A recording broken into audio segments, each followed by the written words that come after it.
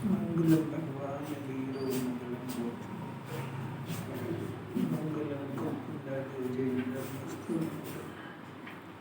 सर्वमंगल मांगल्यं सर्वकल्याणदायक प्रधानां सर्वधर्माणां जयं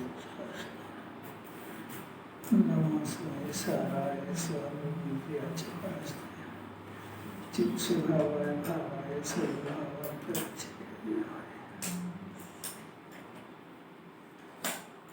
मूर्णता के लक्ष्य से शुरुआत ही सच्ची शुरुआत है। मुझ गुरुदेव श्री निमित्त की अपेक्षा ली जाए तो बंध मोक्ष दो पक्ष पड़ते हैं और अकेला निरपेक्ष तत्व लक्ष्य में लिया जाए तो स्वपर्याय प्रकट होती है।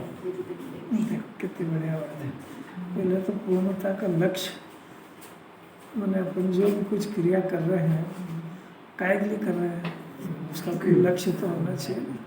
तो उसका लक्ष्य निर्धारित करो कि भाई सिद्ध भगवान हमारा आदर्श है। आदर्श है मैंने हमको सिद्ध बनना है। तो पहले सिद्ध बनना है तो सबसे पहले सिद्धि का स्वरूप समझो कि अब सिद्ध शरीर बनता है कि आत्मा। विचार तो करो, खाली ऐसे कैसे बैठ गए। ओम नमः सिद्धेभ्य होता क्या है, सिद्ध दशा उन्हें कैसे प्राप्त करी है पता तो करो। फिर उसके बाद अपने को सिद्ध बनना है तो पहले वो आदर्श स्थापित करो और फिर यहाँ से शुरुआत करो कि वो जो आत्मा है वो आत्मा के अंदर संयोग में से शरीर हट गया, 8 कर्म बंधे थे जो नष्ट हो गए और इसकी जगह पे अनंत ज्ञान दर्शन सुख अव्यवहार सुख प्रकट हो गया। उसको भोग रहे हैं अब अनंत काल तक।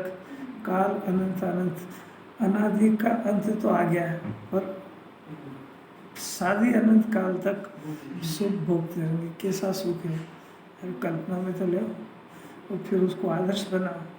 फिर अब उसकी शुरुआत करें तो उसकी शुरुआत कहाँ से होगी कि सबसे पहले इस शरीर के अंदर अपना आत्मा सिद्ध भगवान जैसा बिल्कुल न्यारा अब भी यहाँ विराजमान है। क्योंकि एक तत्व दूसरे तत्व को नहीं स्पर्श करता है, एक द्रव्य दूसरे द्रव्य को स्पर्श नहीं करता है। यानी मैं चेतन स्वभावी आत्मा हूँ, उस शरीर पुद्गल द्रव्य है, इसको इसके आधार से नहीं टिकाया। और दूसरी बात है कि इसके अंदर जो तत्व है मैंने जो आश्रम तत्व है राग आदि का जो परिणाम है उससे ज्ञान तत्व बिल्कुल न्यारा है, ये उसको स्पर्श नहीं करता है। बोले इसको समझो तो सही। तो यहाँ पे शरीर को और राग को और अपने ज्ञान को स्व जानने का प्रयत्न करे, अभ्यास करे और राग को शरीर पर जान जाए तो यहाँ से मोक्ष के मार्ग की शुरुआत होती है। ये होमवर्क दिया जिन्होंने 24 घंटे करने का है। ऐसा नहीं सोचना बार बार कि ये बात कब तक सुनोगे, जब तक प्रकट नहीं हुई यही सुनना है। सिद्ध बनना है तो प्रोसेस है उसकी।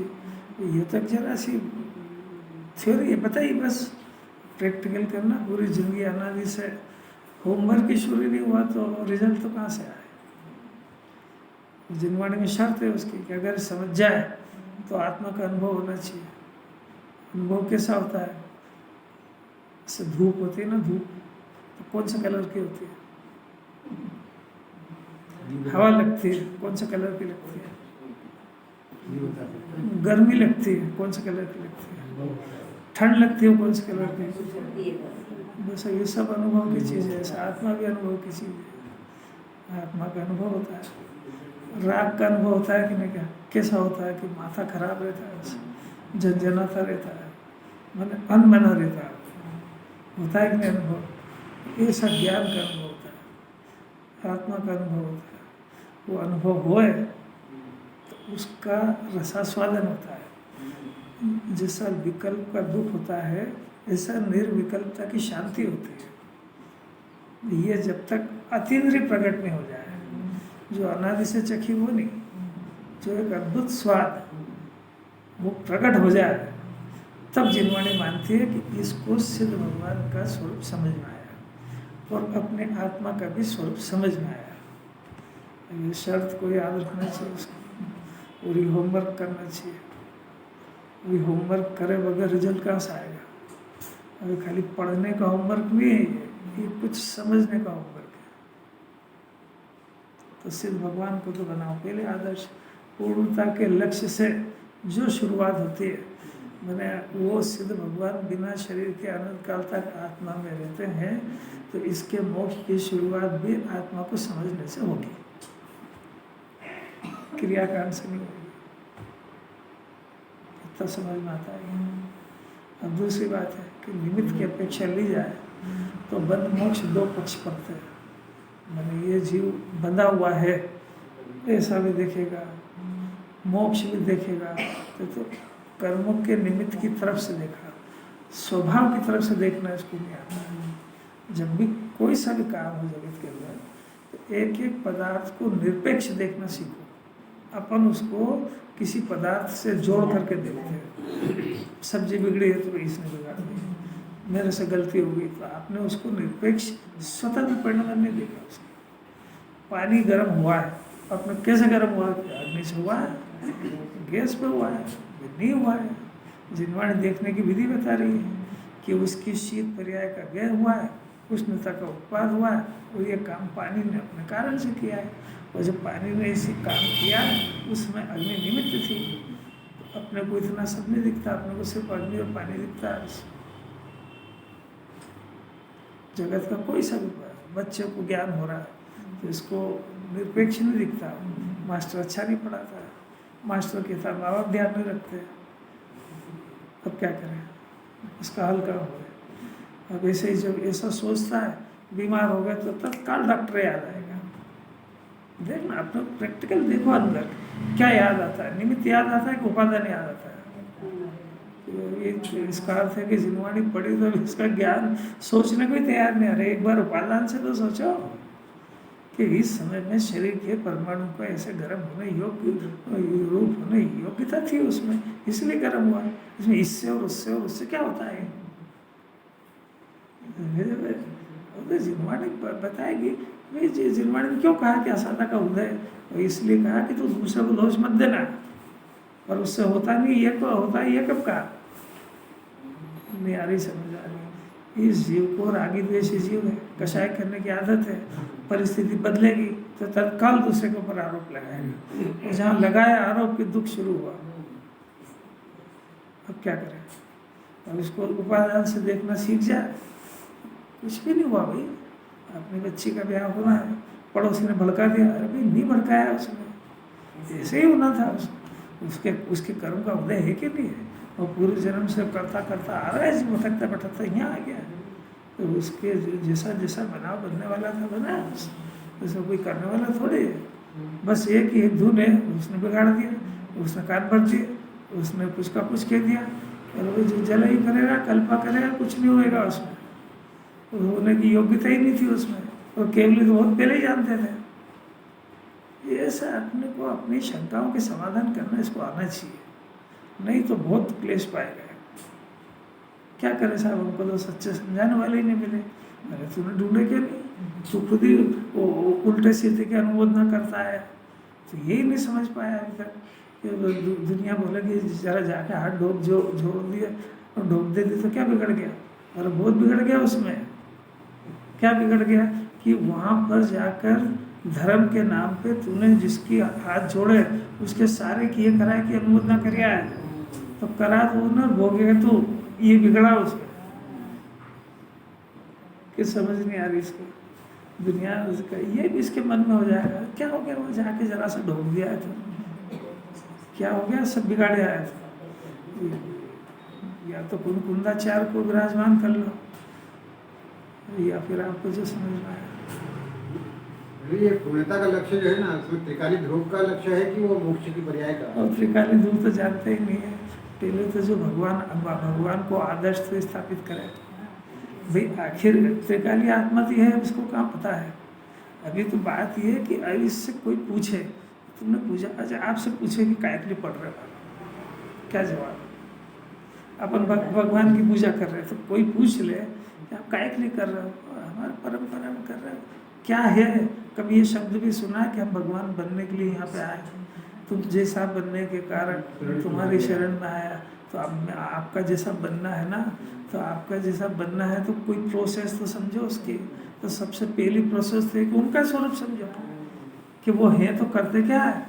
कितने जीवों को पता है कि सिद्ध भगवान अनंत सुखी है, ये तो अभी गुरुदेव की कृपा से अपन इतना बोलने लगे, कोई भरोसा थोड़ी आता है।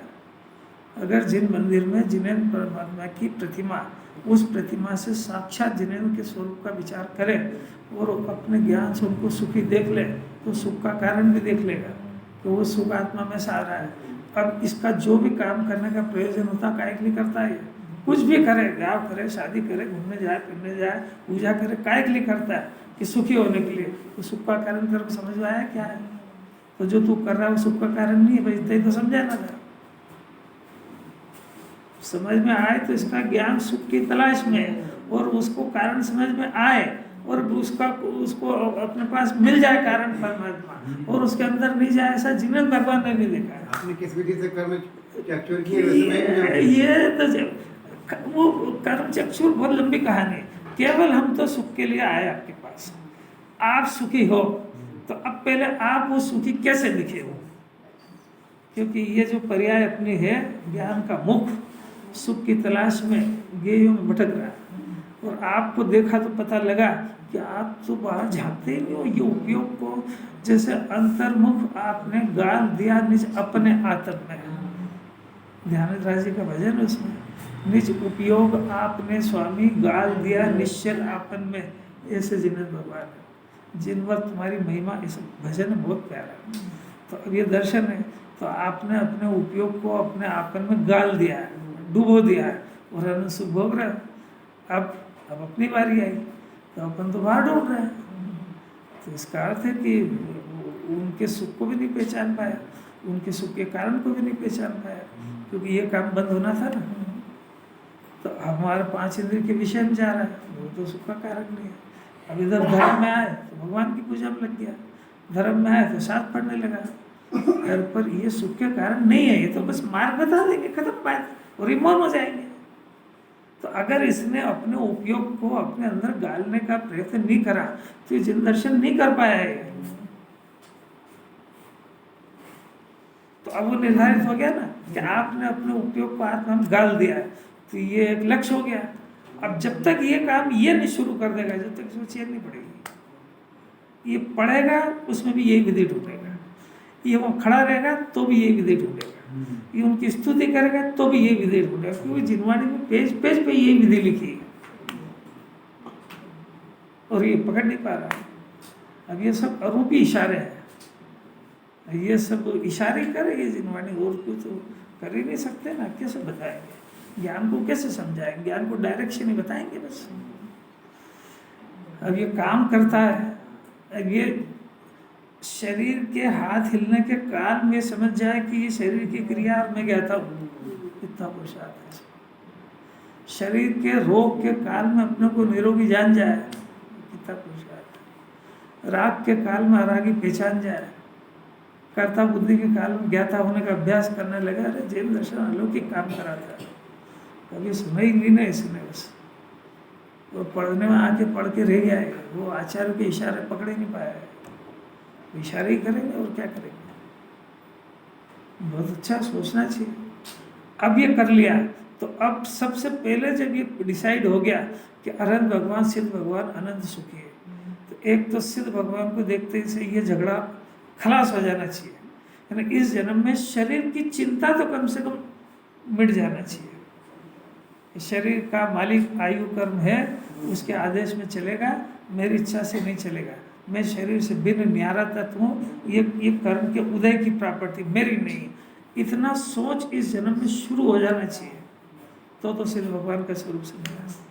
अब कषाय का स्वरूप, ये कषाय शरीर के रहते हुए अनंत चतुष्टय का सुख भोगा जा सकता है। ये अनंत के दर्शन है। एक में अशरीरी है और एक में शरीर के सहित भी अनंत सुख को भोगा जा सकता है। ये विचार करने के लिए जिन मंदिर भेजा था, बाकी और कोई चापलूसी करने की कोई जरूरत नहीं है। ये उनको देख करके भी ये विचार अगर शुरू नहीं हो रहा है तो जिन दर्शन की विधि भी नहीं समझ रहा है। दोनों बता रहे हैं, वो कह रहे हैं शरीर सहित अनंत सुखी हुआ जा सकता है, वो तो वास्तविक स्वरूप है सिद्ध भगवान का। तो वहाँ से तो शरीर से वेद ज्ञान कराएंगे और अनंत दशा के अंदर कषाय से करा देंगे कि शरीर के रहते हुए देखो अनंत चतुष्टय भोग रहे, सुख भोग रहे, तो इसमें शरीर बाधा नहीं कर रहा है। और वो जो हमको अनंत चतुष्टय प्रकट हुआ है वो आत्मा की पर्याय और आत्मा के आश्रय से पैदा हुई है। बस इतनी सी बात है। अब इधर आ जाओ कि अपने पास शरीर भले ही रहा हो, पड़ा हो, वो पुद्गल का ढेर है, जैसा अनंत भगवान की पड़ा है ऐसा यहाँ पड़ा है, वो कोई बाधा थोड़ी करता है। वो न सुख का कारण है न दुख का कारण है। हमारा उपयोग उधर जाता है इसलिए दुख पैदा होता है, वो कोई कारण थोड़ी, वो बुलाता भी नहीं। जरा अनंत भगवान के सामने बातें करो अपने आत्मा से, उनको मत सुनाओ स्तुति, सुना दी उनको तो बहुत। ज्ञान नेत्र जागना चाहिए हम, विधि समझो। अरे कैसे अलग वो सब मालूम है, फिर अरे अपन क्या फायदा उसमें, क्या फायदा उसमें। और भगवान के सामने भेद ज्ञान की विधि सीखने की भी बात थी। कल ही कहा था ये कि वो जो दूसरे के बनाए हुए प्रश्न उसके उत्तर खोजने में कोई दम नहीं है, अपना प्रश्न खड़ा करो। मैंने इतनी बार भगवान के दर्शन करे, मेरे को स्वरूप समझ में क्यों नहीं आया, इसका उत्तर ढूंढो। प्रश्न भी अपना, उत्तर भी अपने ढूंढो। मेरा मन आत्मा को समझने में क्यों नहीं लगता, ये प्रश्न नहीं है, इसका उत्तर ढूंढो ना जिनवाणी में। मैं चार गति क्यों भटक रहा हूँ, ढूंढो उत्तर इसका। मैं खाता नहीं हूँ, रोज जिनवाणी से सुनता हूँ और मेरे को खाने की इच्छा परेशान करती है, ढूंढो उत्तर उसके। उसको क्या वो बाहर के प्रश्न ढूंढे, वो तो खाली जानकारी बढ़ाना है बस। वो आ जाएंगे और ये ढूंढ ढांड के बढ़ जाएगा, नहीं समझ में आए टीप ले आएगा, संतुष्ट हो जाएगा, कुछ दम नहीं है उसमें। अरे ये कितनी गंभीर समस्या, मैं शरीर हूँ कि नहीं हूँ, फिर शरीर की चिंता मेरे को सताती है। और क्यों सताती है, ये पर में मेरी नहीं चलती है, फिर भी मैं जहाँ जाता हूँ माथा मारता हूँ, तो मेरे को समझ भी नहीं आती मेरी बेइज्जती क्यों कराता हूँ। जिन्हें भगवान रोज टोकते हैं। 5 इंद्रिय के विषय में सुख बिल्कुल नहीं है, फिर भी मेरी परिणति वहीं जाती है, ये अपनी समस्या नहीं है, तो इसके हल ढूंढो ना इसके। मैं ज्ञाता हूँ फिर भी कर्ता बुद्धि परेशान करती है, ढूंढो ना उसके उत्तर। ढूंढना है तो ये ढूंढो। मैं आत्मा हूँ, अनंत चतुष्टय की खान हूँ, अनंत का स्वरूप समझ लिया, फिर भी आत्मा में उपयोग लगने को तैयार ही नहीं है, आत्मा के विचार ही नहीं करने को तैयार है। क्या द्रव्य होता है, क्या गुण होता है, क्या पर्याय होती है, ये पर्याय क्यों जा रही है इधर उधर, सोचो ना, इसके उत्तर ढूंढो ना, खूब लगाओ इसमें जिंदगी। इसमें जिसने उत्तर ढूंढा ज्ञानी बन गया वो, क्योंकि जिनवाणी में इसी के उत्तर लिखे हैं सब। नहीं आई समझ, कुछ होमवर्क मिला कि नहीं मिला। जिनवाणी कह रही है कि ये जो ज्ञान हो रहा है ना, ये ज्ञान स्व पर प्रकाशित चिन्ह वाला है। इसके ज्ञान में जो पर पदार्थ जानने में आ रहा है, वो पर तो बाद में जानने में आ रहा, पहले ज्ञान प्रकाशित हो रहा है। अगर ये आत्मा का ज्ञान ही नहीं होता तो वो कायम प्रकाशित होता है, तो पहले स्व प्रकाश हुआ है और फिर उसकी पर्याय में पर प्रकाशित हुआ है। तो मेरे को आज तक स्व क्यों नहीं दिख रहा है, ये प्रश्न नहीं है क्या, इसका समाधान ढूंढो ना, प्रश्न खड़ा करो। और ये खड़ा जब हो जब थोड़ा सोचता हो, ज्ञान तो वट्ठर हो गया पर में लगा लगा क्या। उनका जी बताएं क्या प्रश्न हुआ, प्रश्न क्या दिया आखिरी में।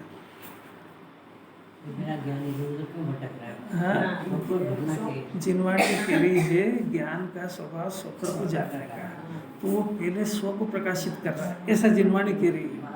और उसके वो पहले अगर स्व ही नहीं होता तो पर किसकी सत्ता में झलकता है, तो पहले उसने स्व को प्रकाशित कराना। जो दीपक है तो पहले तो ये बता रहा है कि मैं दीपक हूँ, और उसके बाद उसके अंदर सामग्री दिख रही है, तो दोनों दिख रही है ना एक साथ। तो हमको सामग्री दिख रही है, दीपक का प्रकाश क्यों नहीं दिख रहा है। तो ये हमारा ज्ञान में हमारा आत्मा प्रकाशित होते हुए जिनवाणी कह रही है। अब प्रश्न हो गया क्या होते हुए हमको क्यों नहीं दिख रहा है, तो ये प्रश्न नहीं हुआ। अब हुआ तो इसका उत्तर ढूंढो ना, खुद ही प्रश्न उठा और खुद ही ढूंढो, और जब ये मिलेगा तो ज्ञान ही हो जाएगा, क्योंकि इसके ज्ञान में सत्ता सिद्ध हो जाएगी। अब ये उत्तर तो ढूंढता नहीं है, और जानकारी बढ़ाने का ढूंढा करता है। बढ़ा ले, कितनी बढ़ाएगा। तेरे को पता है 11 अंग 9 पूर्व को जिनवाणी अज्ञानी कह रही है, तू किताब पढ़ लेगा वहाँ, रोज सुनता है कि नहीं सुनता। 11 अंग 9 पूर्व के पाठी को जिनवाणी मिथ्या दृष्टि कह रही है, कितनी बड़ी गाली है, क्योंकि आत्मा तो ढूंढ ही नहीं पाया उसमें। कैसी बात है बाबू जी। अरे 6 ज्ञान बढ़ा के कितना बढ़ा लेगा ये, क्षेपक्षम ज्ञान ये पराई प्रॉपर्टी है, कर्म के उदय की प्रॉपर्टी है, ये जीव की नहीं है। बार बार गुरुदेव का तो परम श्रेष्ठ सेंटेंस है वो कि क्षेपक्षम ये जो ज्ञान है इसको सम्यक बनाने का पुरुषार्थ करो, इसको बढ़ाने का मत करो। बढ़ने में तो जो बढ़ जाएगा अपने आप। वो जो बढ़ने वाली चीज है वो कर्म की प्रॉपर्टी है, वो मिथ्या से सम्यक होना है जीव की प्रॉपर्टी है। ये उसके पुरुषार्थ का काम है। मिथ्या से सम्यक होने में पुरुषार्थ लगता है और बढ़ाने में कर्म का उपशम क्षेपक्षम लगता है, और वो अपने आप होता है। अब गुरुदेव की भाषा ही नहीं समझ में आती तो कोई क्या करे। सबसे पहले इस ज्ञान से अपने आत्मा को जानो। और गुरुदेव 45 वर्ष तक एक ही मंत्र देते रहे, हो परमात्मा निर्णय करो, नक्की करो, निर्णय करो। तो पहले सेंटेंस ही दिया ना। तो फिर उनसे पूछा कि अरे क्या भगवान को तो जान लेने दो। क्या भगवान को जानना सेकेंडरी बात है, क्योंकि भगवान को जानना व्यवहार है, आत्मा को जानना निश्चय है। निश्चय बगैर व्यवहार होते ही नहीं, तो तू भगवान को जान ही नहीं पाएगा। अब इससे बड़ी और क्या बात होती है। फिर भी क्या मैं तो पढ़ूंगा, पढ़ लेते हैं, पढ़ना है।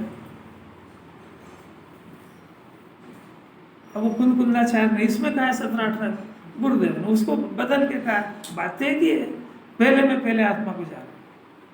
कोई 5 धर्म को जानने की जरूरत नहीं, 5 परमेष्टि को जानने की जरूरत नहीं, पहले आत्मा को जानो। और कैसी बात है यार, जी भर के सुन लो।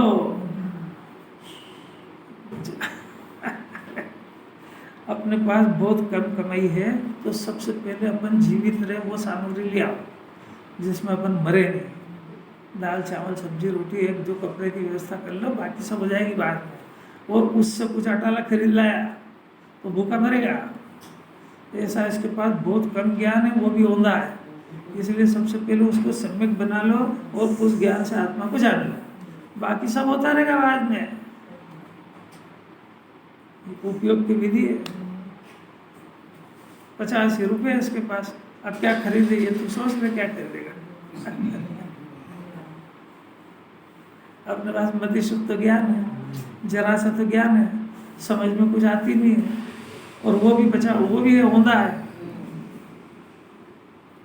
अब उसको भी अगर सही डायरेक्शन नहीं मिली तो भटक जाएगा। शास्त्र के वचन है सब, क्षेपक्षम कम है, परिस्थितियां विपरीत है, उसके अंदर प्रयोजनभूत काम कर लेना। शास्त्रों का पार नहीं है, 4 अभियोग है, सब व्यवहार में से लिखे, उस व्यवहार में से निश्चय निकालना बहुत टेढ़ा काम है। तो उसमें से केवल तू प्रयोजनभूत बात को समझ करके अपने आत्मा को समझ लेना, बाकी काम सब होता रहेगा। वो तू पहले आत्मा को छोड़ के अगर उपयोग को इधर उधर कहीं लगा दिया तो आत्मा तो हाथ में आएगा नहीं, वो समझने से कोई लाभ होएगा नहीं। जिनवाणी में लिखा है कुंदाचार्य में, पढ़ो जिसको पढ़ना पढ़ो। अपने तो यहाँ बात चल रही है आचार्य उपाध्याय का स्वरूप चल रहा है। कल आचार्यों ने जिन्हें परमात्मा से दिल धनी से आई हुई बात है कि निश्चय प्रत्याख्यान की परिभाषा ये है कि चेतन की प्रवृत्ति में रहने से प्रत्याख्यान होता है। अपने उपयोग को चेतन में प्रवर्तन करने से प्रत्याख्यान होता है। भविष्य में कर्म नहीं करेंगे ऐसी प्रतिज्ञा स्वयं में हो जाती है। क्यों? क्योंकि चेतन में प्रवृत्ति हुई, इसका अर्थ है शुद्धोपयोग।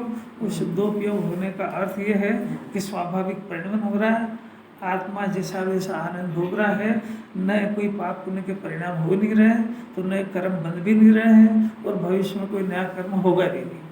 ऐसा इसको प्रत्याख्यान कहते हैं। देखो इसमें लिखा है, देखो चैतन्य की प्रवृत्ति रूप अपने शुद्धोपयोग में रहना, ये प्रत्याख्यान है। लिखा मिला कि नहीं मिला? इसमें ज्ञानी आगामी समस्त कर्मों का प्रत्याख्यान करके रहते कहाँ है? चेतन स्वरूप में रहते हैं। ये कहाँ रहता है? ईंट चूने पत्थर के मत कहाँ रहता है? शरीर में रहता है, शरीर में नहीं रहता है।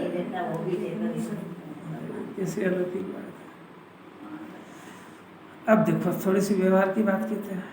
यहाँ तात्पर्य इस प्रकार जानना चाहिए कि व्यवहार चारित्र में जो प्रतिज्ञा में जो दोष लगता है उसका प्रतिक्रमण आलोचना प्रत्याख्यान होता है, व्यवहार चारित्र भी होता है। जिनवाणी की एक पद्धति है, पाप के परिणाम जो चलते हैं उसका निषेध व्यवहार प्रतिक्रमण प्रत्याख्यान से करते हैं, आलोचना से करते हैं।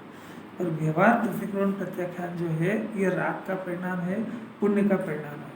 इसकी कभी प्रतिक्रमण प्रत्याख्यान आलोचना को कहा नहीं जाता है कि मैं पुण्य नहीं करूँगा, क्योंकि पाप का तो प्रतिक्रमण मैंने पुण्य से कर दिया, अब चर्चा चल रही पुण्य की, तो ऐसा कहा नहीं जाता है। क्या करा जाता है कि निश्चय को प्रकट करने पर उस व्यवहार का निषेध हो जाता है। ऐसा कोई भी अज्ञानी तो गजा ही नहीं है कि वो ना क्या बोले और क्या समझे। ज्ञानी ऐसे नहीं बोलते हैं कि मैंने वर्तमान में पुण्य का परिणाम ये अपराध है और मैं भविष्य में ये पुण्य का परिणाम नहीं करूँगा, ऐसा बोलते नहीं। क्यों नहीं बोलते? इसलिए नहीं बोलते हैं कि सबसे प्रथम ज्ञान उत्पन्न होने पर पाप और पुण्य का दोनों का परिणाम का नाम एक परिणाम है राग। उस राग से भेद ज्ञान होने पर, समस्त ही राग से भेद ज्ञान होने पर पुण्य के परिणाम का श्रद्धा में निषेध हो चुका। मैंने कैसा भी पुण्य के परिणाम को उपाध्याय ज्ञानी जानते नहीं है। अब वो चलता है अलग बात है कैसा ये अलग बात है। कैसा है ऐसा समझ चुके उसको ज्ञानी कहते हैं। अब ये जो राग बज गया है तो इसको है कहा नहीं जाता है। ये इस राग के काल में तीव्र का तो राग छोड़े आए वो, क्योंकि व्यवहार प्रतिक्रमण कर लिया ना उसने, तो पाप का तो प्रतिक्रमण प्रत्याख्यान आलोचना कर लिया, वो तो व्यवहार हो गया। अब ये जो पुण्य का जो परिणाम बचा है तो इसको है तो श्रद्धा में जान चुके। अब इसमें निरंतर शुद्धोपयोग का पुरुषार्थ करते हैं और जब शुद्धोपयोग में रहते हैं तो इसका भी प्रतिक्रमण प्रत्याख्यान आलोचना पुण्य के परिणाम की हो जाती है। कहा भी नहीं जाता है ये पुण्य के परिणाम का निषेध वीतराग भाव प्रकट करके किया जाता है, भाषा में नहीं करते।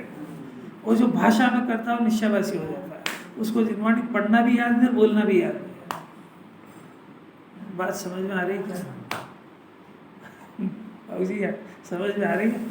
पुण्य का निषेध भाषा में करने वाला जिनागम को पढ़ना नहीं जानता है, क्योंकि पुण्य के परिणाम का निषेध श्रद्धा में पहले करा चुके हैं, तो वो श्रद्धा में कराया था, भाषा में और चारित्र में नहीं कराया था।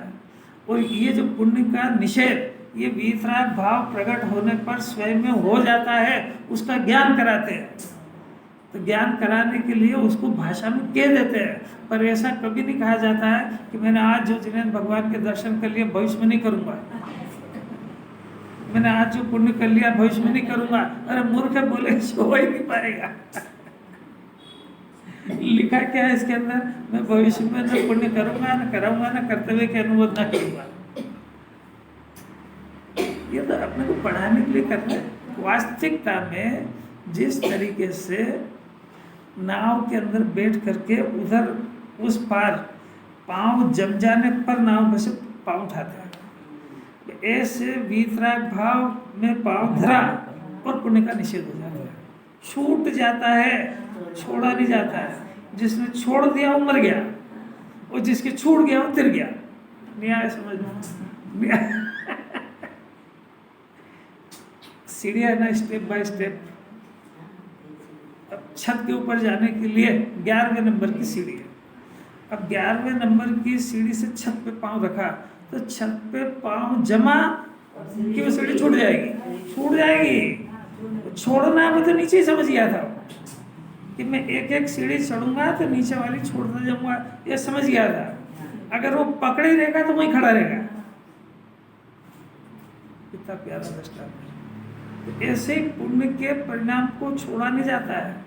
ये वीतराग भाव में इसने कदम रखा और वो छूट जाता है। वो छूटने का ज्ञान पहले करा दिया था, और अगर उसको पकड़े रहेगा तो भी उधर कदम नहीं रखेगा,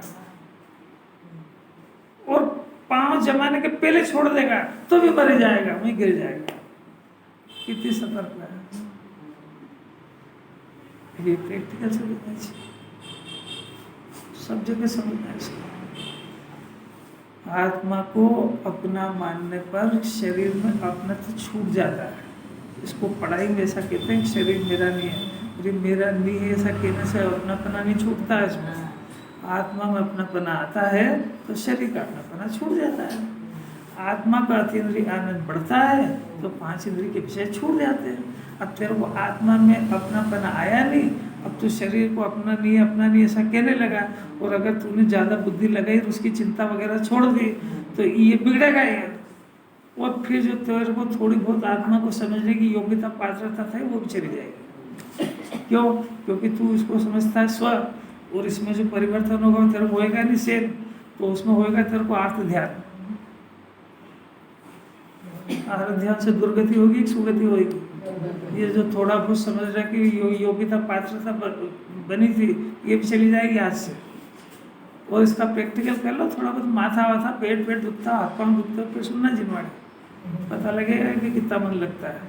क्योंकि ये तो सब पराया है ना, तो सब पराया ही है। वो क्या कह रहे मासा? अरे जरा इसको बड़ी टेक्निक से चलाना है काम। मोक्ष मार्ग में चलना सिखा रहे हैं। आचरण अंदर होता है, बाहर नहीं होता। इसको बड़े प्यार से समझाओ आत्मा को, और बड़े प्यार से शरीर के साथ भी डीलिंग करो। मुनिराज भी आग्रह नहीं करते, उनके भी जब क्षुधा लगती है तो हार लेने चले जाते हैं कि नहीं मेरे तो कर लूंगा, शुद्धोपयोग तो धरा रह जाएगा, नीचे आ जाएगा। कैसी बात है, शरीर की भाषा तो समझो अभी। छोटा सा बहुत बालक माँ को सब समझा देता है। मैं बहुत छोटा सा, साल 6 महीने का, माँ किसी जरूरी काम से चली गई, 1-2 घंटे में आए वो, और कोई भी उसको चुप करा के दिखाए, चाहे जो कर लो वो तो चिल्लाएगा जोर जोर से। और जहाँ माँ आई और सबसे पहले रो रो के बताएगा अब मत जाना कहीं मर छोड़। और माँ भी प्रॉमिस कर लेती उससे कि मैं गई थी अब मैं जाऊंगी, चुप हो जाएगा फट से। और कैसी बातें है। इस प्रकार जानना कि व्यवहार चरित्र में जो प्रतिज्ञा में जो दोष लगता है उसका प्रतिक्रमण आलोचना प्रत्याख्यान होता है। यहाँ तो निश्चय चरित्र की प्रधानता से कथन है। जो पाप का परिणाम होता है ना, तो उसको बुद्धिपूर्वक त्याग करा जाता है, उसको प्रतिज्ञा कहते हैं। उस प्रतिज्ञा को पाला जाता है, उस प्रतिज्ञा को पालने में कुछ भंग लग जाता है, मतलब कुछ असावधानी हो जाती है, भूल चूक वश उसमें कुछ दोष लग जाता है। उस दोष का प्रतिक्रमण प्रत्याख्यान आलोचना करते हैं। दोष लग गया ना, पता लग गया, उसको अतिचार कहते हैं। तो उस अतिचार का ये अर्थ नहीं कि रोज जानबूझ के करो फिर पीछे से प्रायश्चित करना, जैसे आलोचना करते हैं। जैसे अष्टमी 14 को मान लो हरी नहीं खाना, और गलती से ध्यान नहीं रहा और वो चौके में 2 सब्जी बनी थी और वो खा ली, तो वो खाएगी, जैसे ही खाई तो वैसे ध्यान आ गया, इसको अतिचार कहते हैं। तो इसका प्रायश्चित ले लेते हैं, गलती हो गई इसका प्रायश्चित लेते हैं, उसको प्रायश्चित कहते हैं। और इसका ये अर्थ नहीं है कि गलती पूरी करते जाओ और फिर प्रायश्चित ले लो, ये नहीं है। वो गलती हो जाए वो अतिचार अनाचार में जाती है, अतिचार में जाती है। वो रोज गलती करे वो अनाचार में जाती है।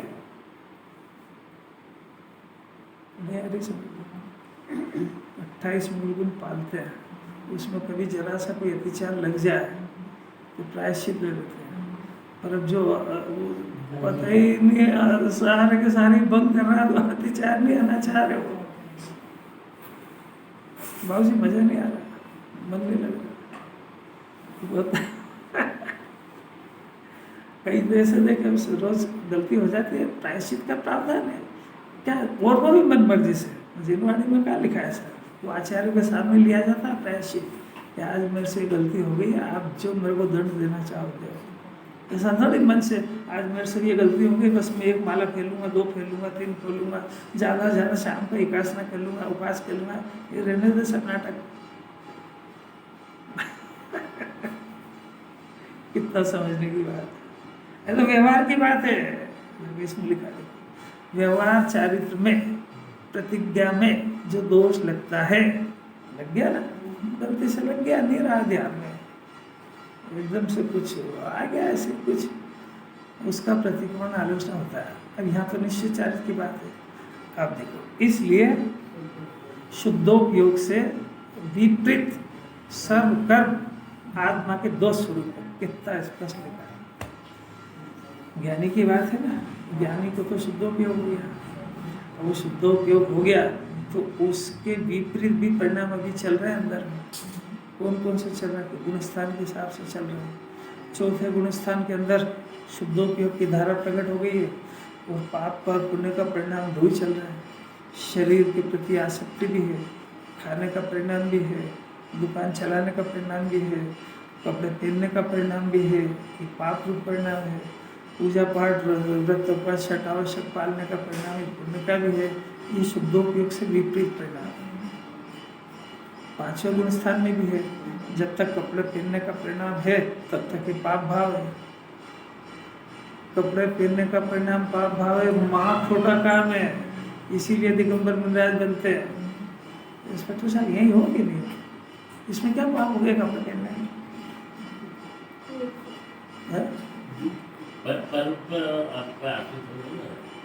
चाह लंगोटी की दुख भाले सारा संसार काले कर देगी, क्योंकि ये कपड़ा चाहिए तो फिर बदलने का भी चाहिए, बदलने का चाहिए तो फिर दूसरे कपड़े के लिए पैसा भी चाहिए, तो फिर कमाने के लिए भी जाओ, फिर ये बदला है तो धुलेगा भी चाहिए, धुलेगा तो फिर रखाएगा साबुन भी चाहिए, तो फिर ये काम खुद करेगा तो फिर क्या करेगा, तो घरवाली भी चाहिए।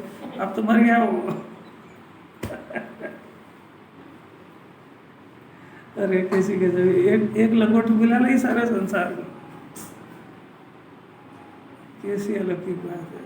तो अभी तो खाली बता रहे हैं कि परिणाम होता है, होता कैसा है ये समझ जाता है, उसको ज्ञानी कहते हैं। फिर उसको होता है बहुत मजबूरी में हो रहा है, वो उसकी भावना तो ये है कि कल छूटता आज छूट जाए। अब अपना कलेजा टटोल के देखो, ये छोड़ने का कभी भाव भी होता है? तो कुछ जैन दर्शन में एंट्री हुई है थोड़ी बहुत, कभी ऐसा परिणाम भी होता है कि कभी अपने भी मुनि दशा हो। भावना की बात है, अभी और कुछ कराने वाला तो कोई ताकत ही नहीं इसमें। अरे यार, इस जंजाल से कब मुक्त होंगे यार? जब देखो जब ये बढ़ाने की धुन रहती है, इसका अंत का है। वो जितने ज़्यादा लाएगा उतना और संताप होएगा, वो खराब भी होएगा। वो कपड़े अलमारी में पड़े, घड़ी ही नहीं खुलती है उसकी, तो वो घड़ी जहाँ से कट जाएगा वो। इतना होने के बाद वो किसी को दे नहीं, दे तो सकते ही नहीं है, इतनी आसक्ति है जबरदस्त। अरे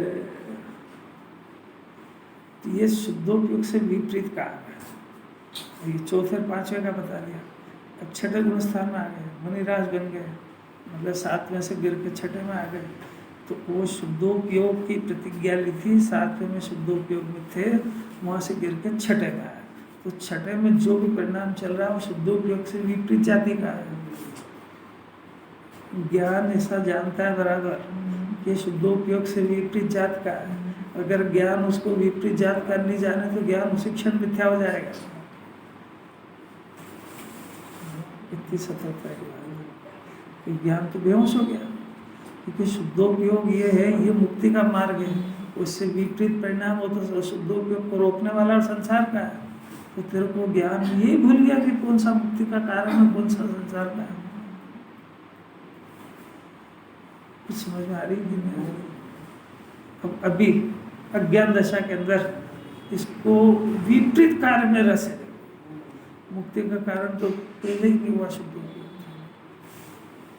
तो अभी प्रश्न हो गया कि आपको स्वयं को मुक्ति का कारण शुद्धोपयोग प्रकट नहीं हुआ, इसका उत्तर खोजो ना जिनवाणी में। दूसरों के उत्तर खोज के दूसरे को क्या सुनाना है? ये प्रश्न खड़ा और उत्तर ढूंढो इसके। जिनवाणी में मिलेगा क्या? मिलेगा कि तू ये शुभ को ही भला मान रहा है तो शुद्धोपयोग कैसे पैदा होएगा? तू शुभ को कर्तव्य समझ रहा है तो शुद्धोपयोग कैसे खड़ा होएगा?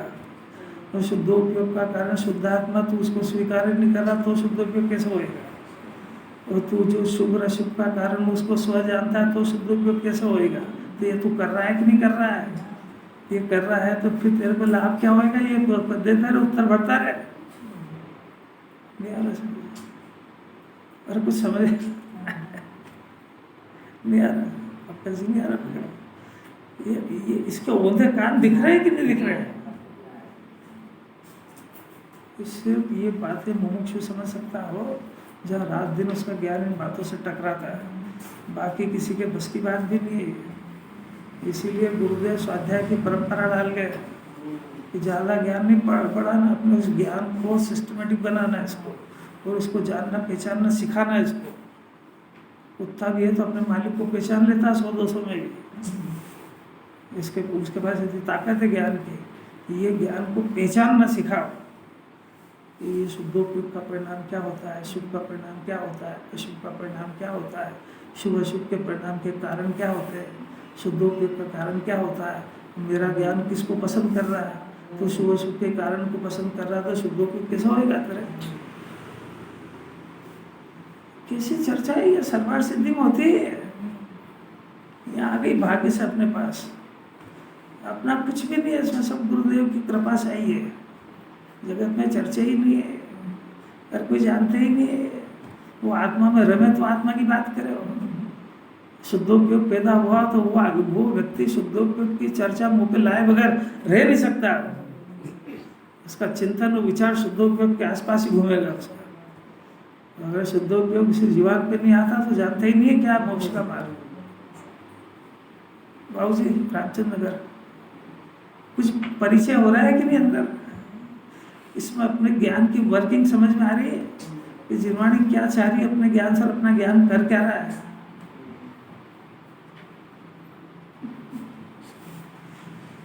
शुद्धोपयोग से विपरीत सर्व कर्म आत्मा के दोष। कितना लिखा है इसमें? 28 मूल गुण पालने का परिणाम आत्मा के दोष है क्योंकि उस काल में शुद्धोपयोग रुका हुआ है। उसको छोड़ के उसको शुद्धोपयोग में जाता तो आत्मा निर्दोष होता। सारे जगत में किसी बात चलती है कि वो 28 मूल गुण को निर्दोष बना बताते हैं। अरे भाई वो दोष है, ये तुम पुंदाचार ये कह रहे, आपको जो समझना हो समझो।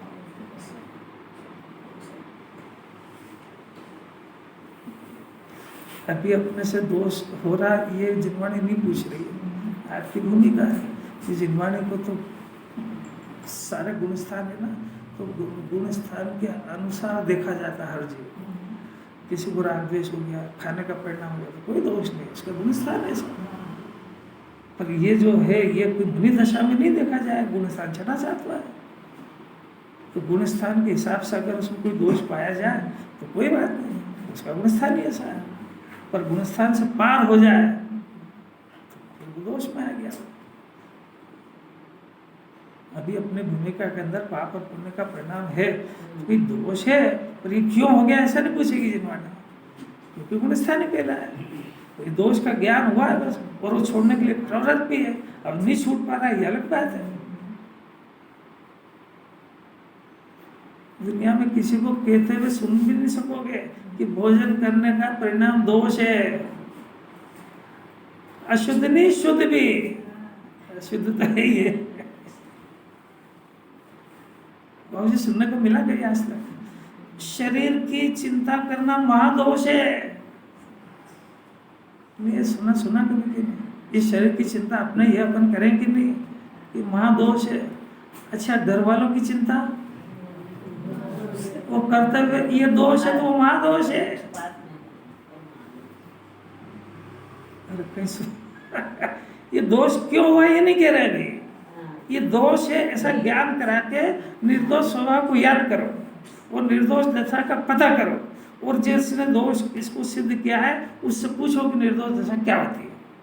कि निर्दोष दशा सिर्फ आनंद सिद्ध परमात्मा की है जिसमें कोई विकार नहीं है। रोटी खाना दोष है, आनंद भगवान नहीं खाते हैं ना, वो निर्दोष दशा हुई कि नहीं। शरीर की चिंता आनंद भगवान नहीं करते हैं, ये करता है तो दोष हुआ कि नहीं हुआ। उधर से टेली करो ना इसको, अपनी अकल से क्या टैली करता है? वो दुकान पे बैठ के कमाई करना कितना बड़ा गुण है।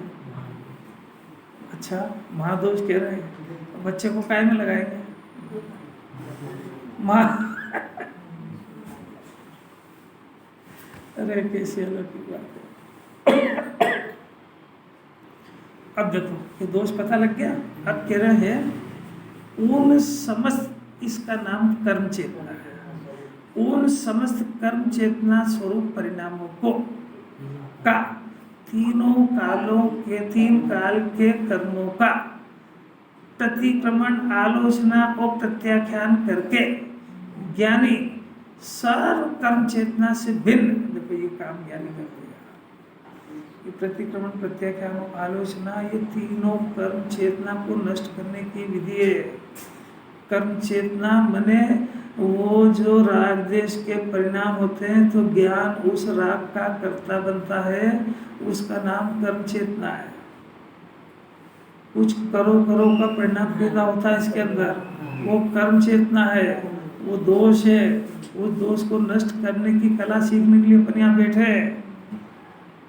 दोष की कला, दोष को नष्ट करने की कला शास्त्र पढ़ने नहीं बैठे, नहीं आ रही कोई समझ। जो उस कला को सीखने बैठा है उसको ये लगेगा ही नहीं कि मैं क्या पढ़ रहा हूँ, उसको तो दोष, उसकी निगाह वहाँ जाएगी कि ये जो दोष बता रही जिनवाणी कर्म चेतना का, ये मेरे अंदर चल रहा है, मैं तो दिख गया, और यही मेरा अनंत संसार का कारण मेरे पास समझ में आ गया। अब तो प्रश्न है कैसे निपटे, कैसे। चोर तो घर में दिख गया, सब तो घुस गया, दिख भी गया, प्रश्न है कि इसको निकाले कैसे। मन लगना कितनी ताकत है। मजा आ रहा है तो सांप को से खेल रहा है, वो डसेगा, और डसेगा तो मर ही जाएगा, तो डस लिया ना उसने। इसको नहीं मालूम है कि घर को अपना माने से उस घर ने इसको डस लिया, तभी उसकी चिंता करेगा। ये पत्नी को, बच्चों को इसने अपना मान लिया, तो डस लिया उन्होंने, अब डस गया तो जहर चढ़ गया, तब क्या करेगा? आप बताओ क्या करेगा? अरे उनके लिए तड़फड़ाएगा कि नहीं? तो वो डसा तो क्या वो, अरे वो नहीं समझ रहा बेचारा, दुखी हो रहा है, छटपटा रहा है, समझ नहीं रहा कि इसके काटने से हुआ है। अरे सुनने के लिए बहुत ताकत चाहिए। रोंगटे खड़ा हो जाए। जगत में सांप तो देखे ना, सुने थे, सांप ऐसे होते हैं कि वो काट खाए तो जहर चढ़ जाए। कुछ सांप ऐसे हो कि काटे नहीं, खाली फुफकारे तो जहर चढ़ जाए।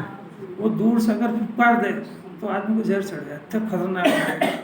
पर ये परिवार ऐसा सर्प है कि वो नहीं काटे, ये उसको देखे तो चढ़ जाए, नहीं आए समझ। वो इधर देखे तो चढ़ जाए, पर ये ऐसा सर्प है कि ये उसको देखे तो चढ़ जाए, नहीं आया अभी भी नहीं समझ। इसने उस सर्प को देखा, अब उसने तो कुछ भी नहीं करा है, और इसके जहर चढ़ गया। क्या हाल है भाई तुम्हारे? तेरे हाल का हाथ से सुनने कितनी ताकत है। घर में घुसा कि जहर चढ़ा इसको, क्या कर रहा है? अब इसको सब वहां दिखता है, काट तो घर में रहे, नहीं आ रहा, कुछ मजा नहीं आ रहा। उसको नौकरी धंधा याद आया कि जहर चढ़ा उसको, उस नशे में ही बोलेगा आज ये काम करना, आज ये काम करना, आज ये काम करना। ये सब कर्म चेतना के परिणाम। किस घड़ी में अपन ने पुण्य किया होगा कि बातें कान में पड़ रही वाली इस जहर से बचना तो अनंत पुरुषार्थ है।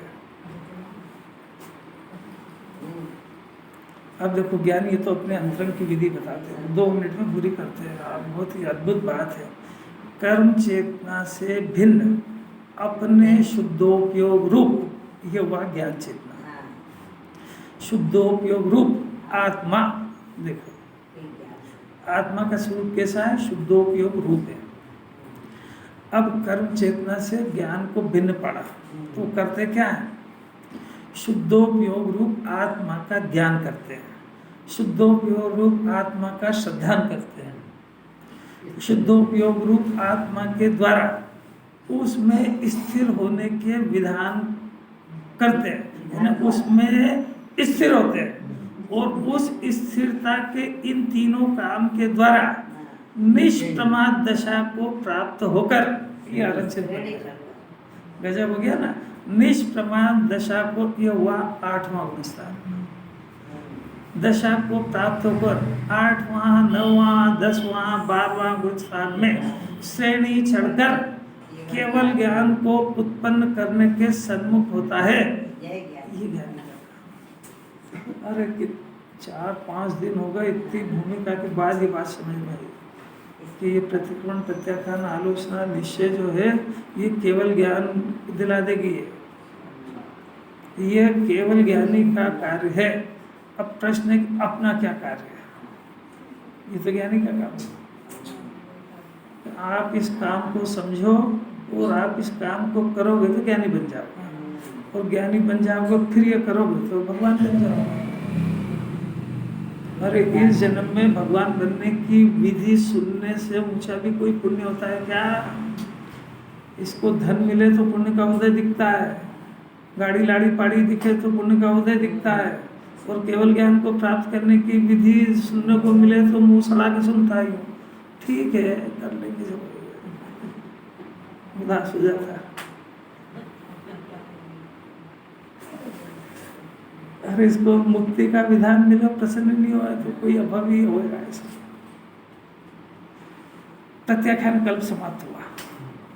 अब समस्त कर्म के संन्यास की भावना को नचाने के संबंध में एक समाप्त होते हुए इन तीनों का एक कंक्लूजन वाला श्लोक अब देंगे, उसके बाद कर्म चेतना की बात।